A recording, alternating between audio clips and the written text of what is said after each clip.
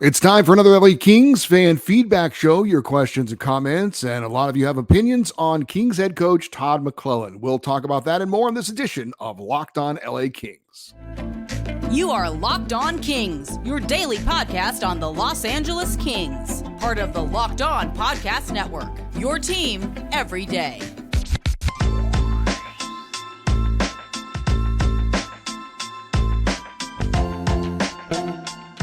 Hey, Kings fans, welcome to Locked On LA Kings, part of the Locked On Podcast Network, your team every day. Thanks for making Locked On LA Kings your first listen every day. We are free and available wherever you get your podcasts. We'd love for you to leave us a positive comment on Apple Podcasts if you're a fan of the show. And of course, we're also on YouTube. Please like and subscribe if you're a fan of this content. I'm Eddie Garcia, your host of Locked On LA Kings. I've worked in sports media for 30 years, 20 plus years at the Fox Sports Radio Network. I'm also co-host of the Puck Podcast.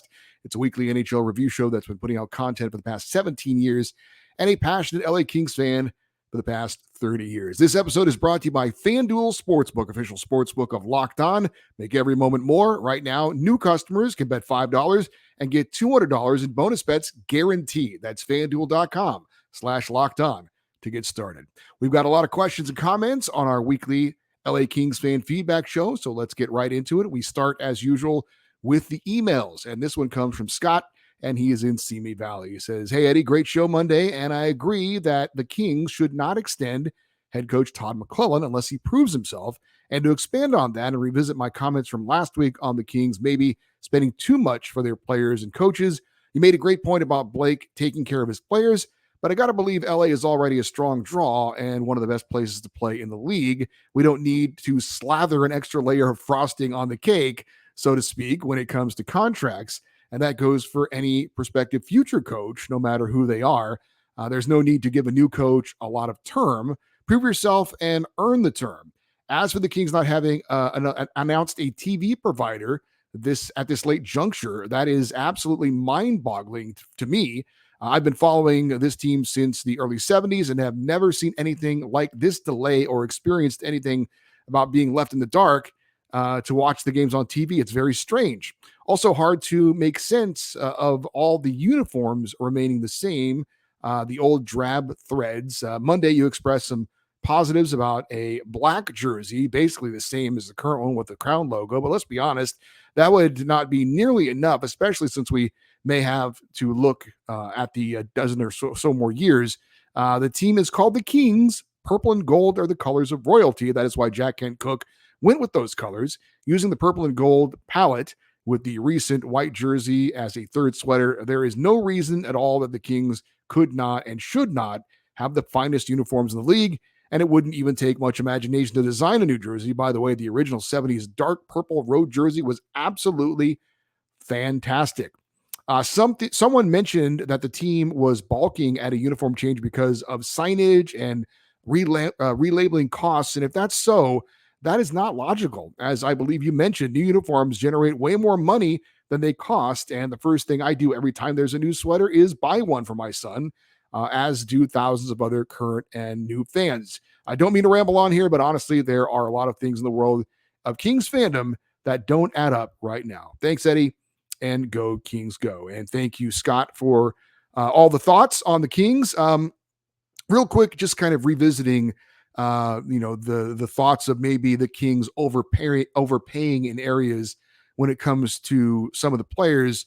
And again, I think you can argue that they've overpaid maybe a little bit for some of the players. But you talked about not putting the icing on the cake. I think something also to keep in mind that is just a reality, the state taxes in California and what it costs to live in Los Angeles. So that certainly factors into players and where they want to live. And you look at a place like Florida, for example, that doesn't have any state income tax.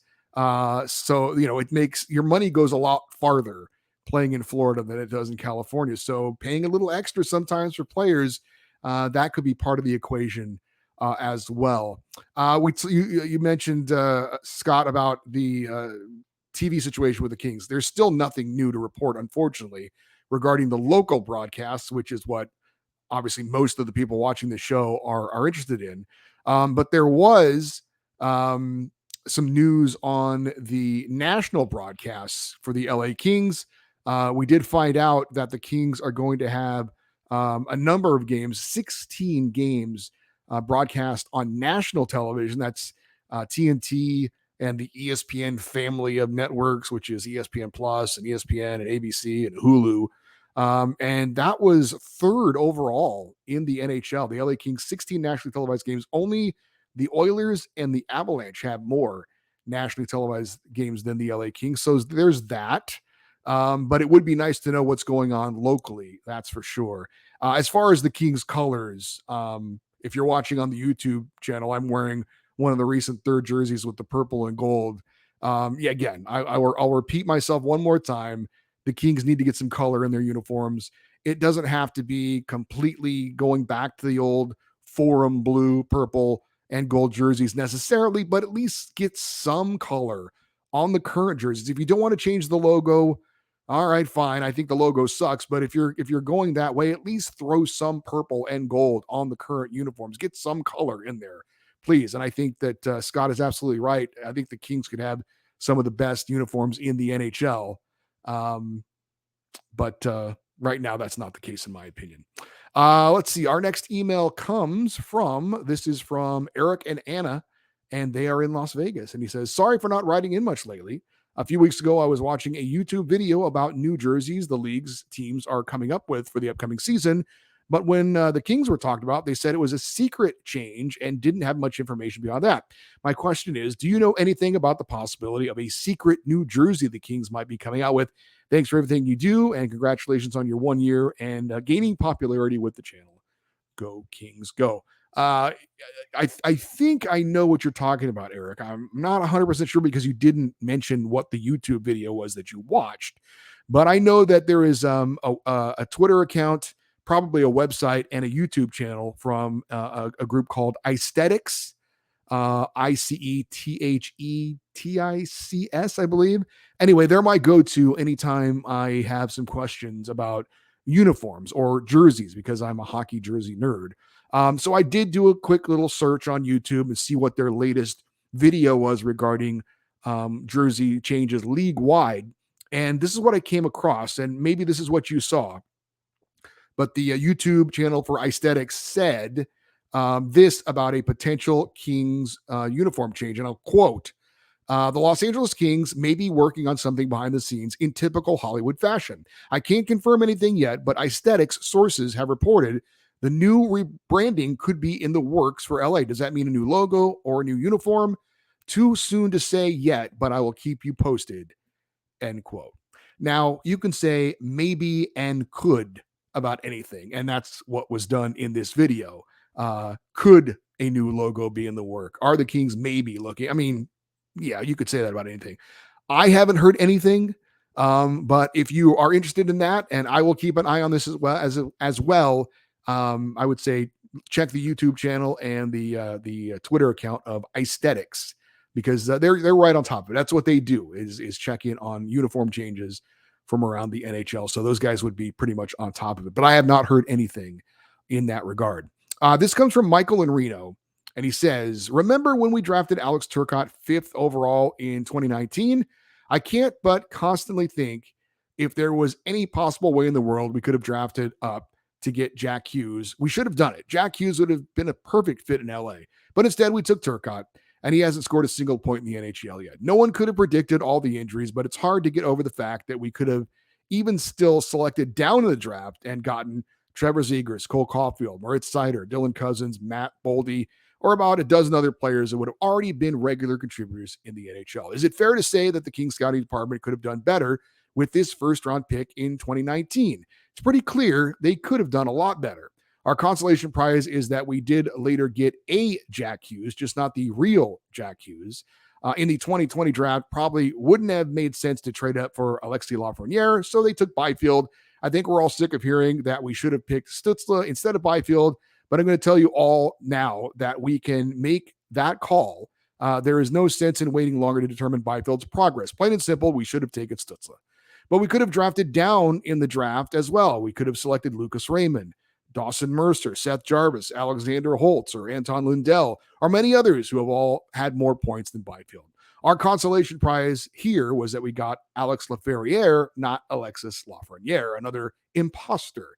If you look at other number one draft picks, we could have done better with those first rounders too. We picked Velarde, who's starting to catch fire, but is no longer here.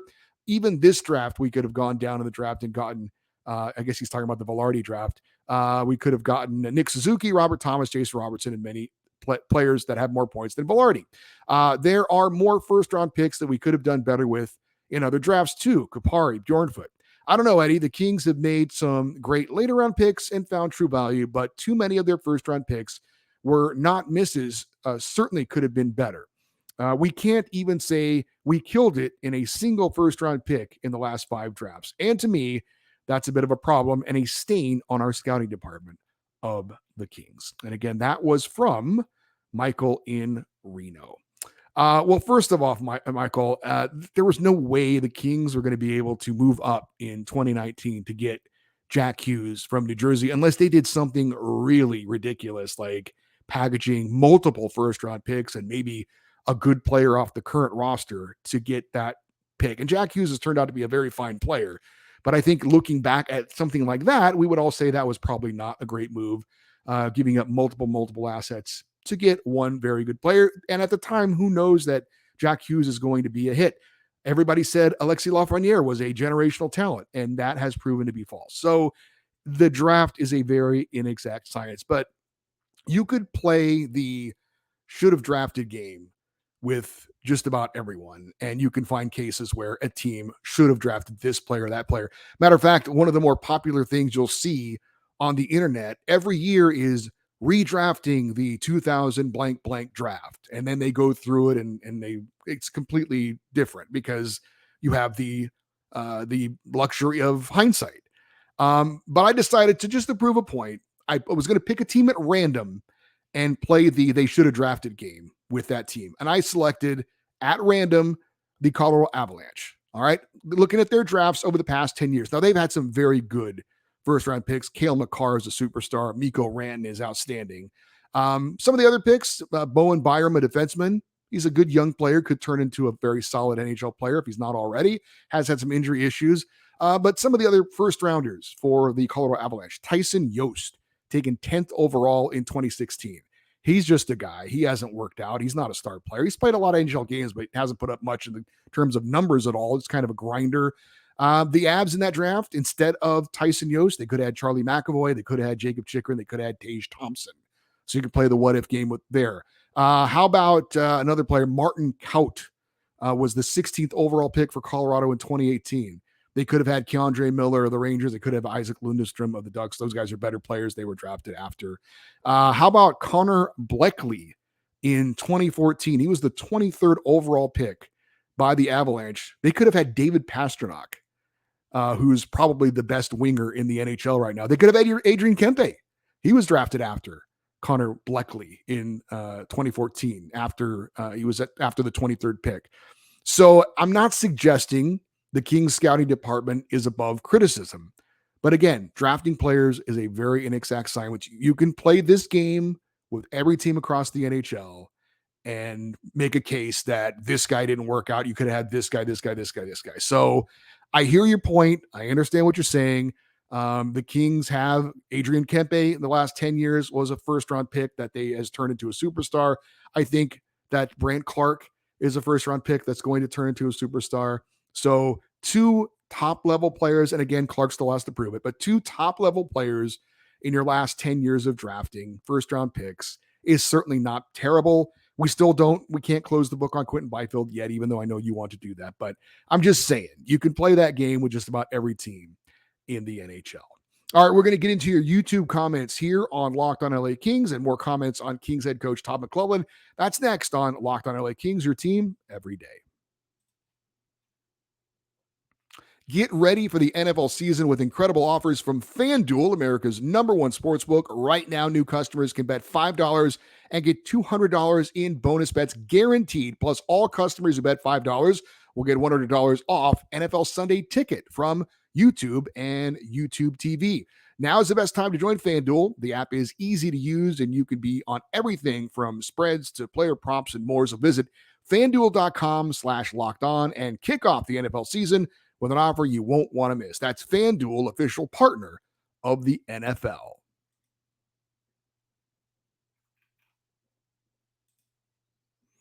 All right, let's get to some of your YouTube comments. This one comes from Dominic Ephraim 3088, and he says about Todd McLellan.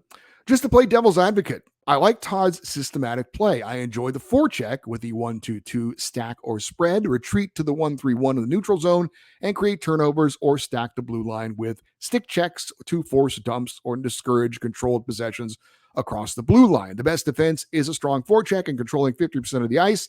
And yes, the Kings are one of the better teams at breaking up controlled zone entries per 60. I like the rotation on the strong side D coverage with an emphasis on home plate coverage and stretch passing to relieve defensive pressure by attacking. The power play the Kings use is a 1-3-1 with one-timers stacked across the three, one right-handed D and one right-handed deep with three left-handed shooters across the middle, one D and four forwards. Power play, I think, was fourth best in the league. The PK used the wedge +1. It's been successful with other teams who use it. Why it hasn't worked in LA is kind of mind-boggling, but the coaching staff has the entire summer to break it down. Can't wait to see what changes are coming on the PK. The Reign use the same system, but have slight differences due to lefty-righty differences and league differences, but our pipeline uses the same verbiage and the same basic system to help them get trained for Kings hockey. Hopefully, if Todd is replaced, they continue on with a possession-style coach to continue to build on the system these guys have spent the last 4 years playing. I don't want a coaching change. I just want more fine-tuned execution of the system. I think our boys are ready to make their mark this season. So very, very detailed email there, or I should say YouTube comment from Dominic on he thinks Todd McLellan, he likes the style he's employed. He likes some of the systems he's employed. Just thinks the Kings need to execute a little bit better. Well, okay, we'll see. This from TR Burns, 826. He says, I put the McLellan situation similar to where Terry Murray was in 2011-12. I'm not sure that they would can McLellan midseason unless there is a really bad start, but the writing is on the wall to win a playoff round or two this season. The PLD trade and Gavrikov re-signing says the front office is all in and the rebuild is over. When you consider having a 3-2 lead 2 years and a 3-0 lead in Game 4 last year, the Kings should have won at least one of those series against Edmonton. While it's on the players to perform, the coach always takes the fall, and while McLellan has done a good job during this rebuild, if the Kings suffer another first-round exit, I would expect him not to be back next season. I think we can all pretty much agree on that, certainly on the same page there. Bad regular season, and he's gone mid-season or during the season, not making it past the first round of the playoffs, and I think he's gone after this season. I will say this, there was some news in the NHL this week, if you didn't see it, another coach who's kind of in a similar situation as Todd McLellan, that would be Sheldon Keefe of the Toronto Maple Leafs. He was going into a situation where it was the final year of his contract. He had a new general manager in Brad Treliving, and Treliving gave him a 2-year extension, which I was really surprised to see. So that's a situation where a team has a coach who needs to do more than he has done, although he has had some success. I was shocked, though, a new GM would come in and give him extension. I would have said, hey, I don't know you. I didn't hire you. You need to prove it this year. And if you do, I'll give you an extension. But the Leafs do have money to spend, and coaches' salaries don't count against the salary cap. So interesting situation there in Toronto. We'll see if that happens in LA or not, with Todd McLellan getting an extension before the season starts. I would be surprised if it happens, but I was surprised it happened in Toronto. So we shall see. This comes from Photo Guy 49. He says, regarding the Todd, he's never won anything big, and his bench management the past two postseasons, past two postseason showings has left a lot to be desired. So I agree. I do not expect him. I do not extend him, period. Keeping Yanni was another mistake, but these coaches are loyal to a fault sometimes. Todd has a good roster as he's going to get, minus the top flight goalie. So yes, it's time to show he is a capable bench boss this spring. And this comes from Ruben Guzman, 8961. He says, I like T-Mac, and I'm hoping and praying the Kings fine-tune some of their play execution for a deep run in the playoffs. As far as Daryl Sutter goes, he definitely got the job done for the Kings, although he was a hard ass with the media. I had a great interaction with him and his family. In January 2017, I ran into him at a restaurant near the then Citizen Business Bank Arena after a rain game. where his son Brent played. Although I didn't want to bother him, my friend yelled out to him as we were walking out and told him I was a huge fan. Daryl signed my ticket and posed for a picture with me. He was super nice and he didn't have to do that. Anyway, great show, and hoping the Kings and Reign make deep postseason runs. Proud everydayer. Go Kings, go. Well, Ruben is commenting as far as Daryl Sutter goes on. I was not a fan of his as a fan, as far as his interactions with the media, because he never really said anything to the media. That, to me, the media is a conduit to the fans. I think coaches should keep that in mind. Comments you make, questions from reporters, they're trying to ask questions, or they should be trying to ask questions that the fans want to know about the team, about players, about why things went wrong or why things went right. And when you give them a non-answer, or when you blow them off, you're basically doing that to the fans, in my opinion. Daryl Sutter is a hard guy to play for. Just about every player he's ever played for him would tell you that. But hey, he got results. He won 2 Stanley Cups, and as a Kings fan, I'm forever grateful for that. I certainly never said that Daryl Sutter was a bad person. I'm sure away from the ice, he's pretty normal. I know that my wife and I went to a few back in the day, the events, the Tippa King events, and Daryl Sutter was there, and his son Chris was a special needs young man. My wife was a special ed teacher, and she used to always love interacting with Chris. And obviously, Daryl loved fans, interacting with his son. And so he had some great conversations with my wife. Daryl Sutter is not a bad guy. I'm just saying that he wasn't the most fun guy to be around if you played for him and if you covered the Kings when he was the head coach in the media. We've got some more YouTube comments to get to. We will do that here in just a second on Locked on LA Kings, your team every day.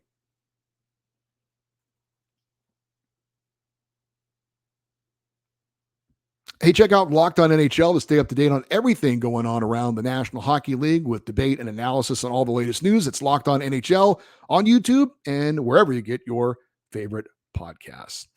This comes from more of the YouTube comments. This comes from General Lee Concepts. He says, I have searched the internet, but come out with inconclusive news regarding what happened to Lucas Perrick. He was a Czech goaltender for the Kings who got a few games with the Reign a year or two ago. His save percentage was around 88. I think his goals against was about 3.0. Anyway, did he return to his home country? Was he put on waivers or just not re-signed? Just curious, can you help? He also says, I next vote for Gerard Gallant, talking about if the Kings make a coaching change after his unceremonious dumping at the hands of the Golden Knights some years back. Here would be a great chance for revenge. Of course, revenge might be the right words for beating the Oilers. Sorry, Kings, but topping McDavid and 2 of the best players in the world is far easier said than done.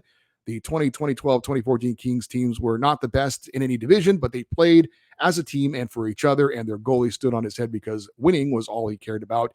We'll find out if this is such a team in the coming years at Staples Center, other than the Lakers. Still love your show. Thanks for keeping Kings hockey alive through the challenging summer.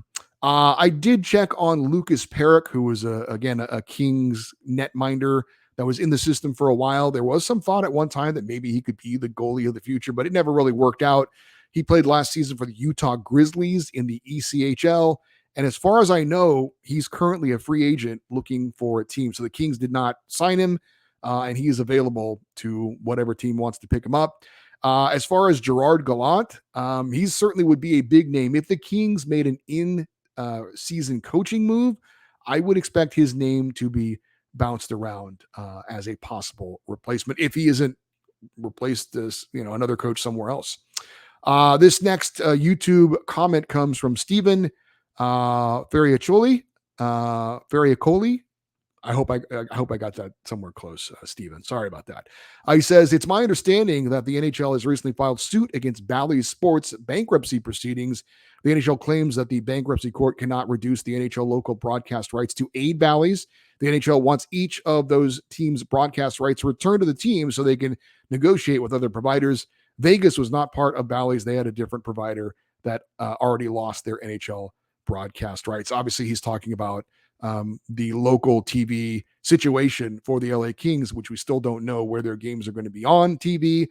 You're right. Vegas was, I believe, AT&T Sports or Sportsnet. Bally's, I mean, Bally's is in breach of their contract. If they can't pay the teams their negotiated fee for each season to carry their games, then obviously the teams are going to get those rights back. I can't imagine that there's any way that a court would rule in favor of Bally's in this situation. They're not fulfilling their obligations, and therefore their contract is going to be null and void, and the Kings will be able to go and take their broadcast wherever they need to. We just don't know where that's going to be at this point. Hopefully, I would think some news is coming here in the next couple of weeks. I would think people need to know where they can watch the games. This comes from Dave Young, 9489. He says, I always had to pay to watch the Kings in my area. I live in Canada, and we pay for something called Center Ice. And it was covered by Fox Sports. And then going off, it was Bally Sports, and the package was $250. I just hope someone covers the Kings games, because I look forward to watching the Kings. I don't miss a game, and I hope to find out where I'm going to be able to watch the Kings games this upcoming season. Well, Dave, they're going to be somewhere. There's not going to be a situation where the Kings aren't available. Now, the situation for somebody in Canada watching Kings games, I'm not sure how that works. I would assume that there will be some sort of a package where you can pay to watch the games like you have been, but exactly where that's going to be and how much is it going to be is still to be determined. So sorry, I really can't give you any details on that for our viewers and listeners who are watching outside of the Los Angeles area. That's going to do it for another week of fan feedback. Thank you to everyone who took the time to write an email or comment on the YouTube episodes. Obviously, this show is literally not possible without your contributions, so thank you very much for that. If you want to send an email for a future show, the email address is lockedoneddie@gmail.com, EDDIE. You can also post your comments on the YouTube episodes as well. For you everydayers, those of you that listen and watch Locked On LA Kings every day, coming up next week, we return to a 5-day-a-week format. We will have shows Monday, Tuesday, Wednesday, Thursday, and of course, Friday will be another Kings fan feedback show. We're also going to have another rival report on another interview with one of the Locked On hosts from one of the rival teams in the Pacific Division coming up as well. We would love for you to stay connected with the show by following us on Twitter and Instagram. We are at Locked On LA Kings. I'm Eddie Garcia. Thank you as always for listening and watching this episode of Locked On LA Kings, part of the Locked On Podcast Network. Have a great weekend, and we will talk to you on Monday. And as always, go Kings, go.